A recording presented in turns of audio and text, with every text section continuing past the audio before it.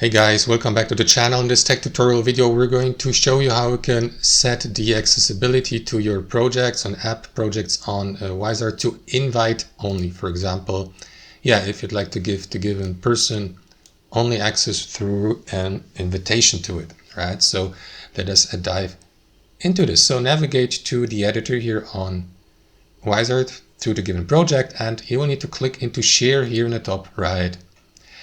So from there, guys, what you want to do is click into this drop-down menu next to the given organization and set the accessibility for members within that organization, right?